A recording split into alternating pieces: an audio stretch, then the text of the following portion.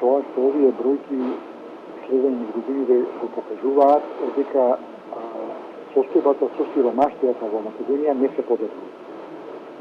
Значи, Македонија приближно таа стапка, може за некои децимала од процентен поен се разликува веќе долги години. Што значи ситуацијата во тој поглед станува замрзната, истиот процент на население останува во под она линија на сиромаштија и живее во сиромаштија.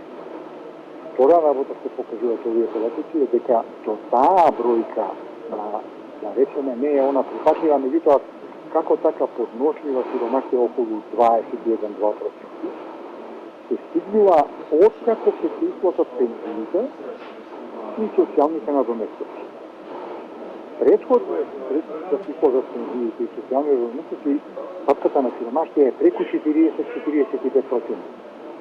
Скоро половина од населението, ако не е тука улогата на државата, да исплаќа пензии и социјални надоместоци, значи оној пазарен успех што го викаме, би живееле во сиромаштија.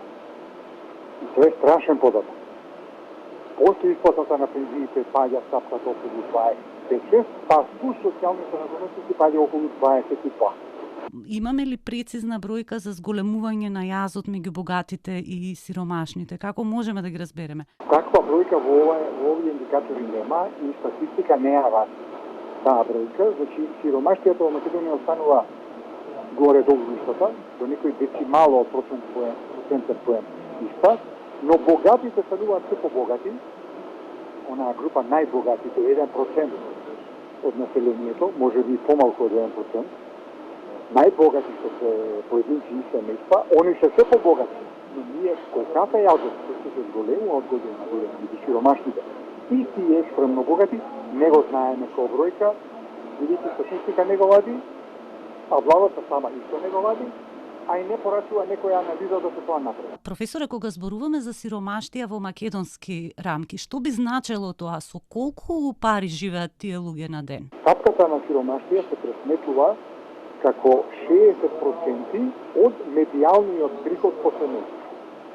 Медијалниот е не просечниот, туку медијалниот е оној кој ќе ги наредите од најнижок приход. Со највисок оној што е точно на средина, па 60% од него е стапката, линијата на сиромаштија.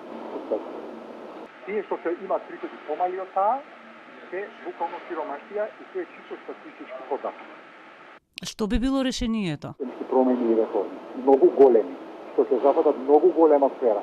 Не само 1000 денари пензија линеарно на пензионерите. Тоа е лоша шминка, не е ни шминка, лоша шминка е. Ефтин популизам е тоа. Не. Прво даночниот систем треба да се смени. Ова го креира во голем дел рамниот даноч. Даночниот систем, што како имаме ние, се систем на рамни даноците, директните даноци, даноци на лични доходи и на профити, креира ваква слика. Второ, социјалните надоместоци треба да се врзат за процентот од просечна плата или минимална плата или било која плата, ама еден елемент и да се покачуваат така како што се покачува и таа плата, а не по желба на министерот или не желба на министерот по некој да се покачува. Но тоа владава не ќе да го направи, не да почне да го дискутира. Она за минималната плата вика ако се договорат синдикатите и коморите, кои што никош нема се договорат. Затоа е ставена владата меѓу нив, да кога они нема да говорат пресечно. Тоа е една кукавичка позиција на владата, меѓутоа избрана ќе на избори, си потврди на локални избори,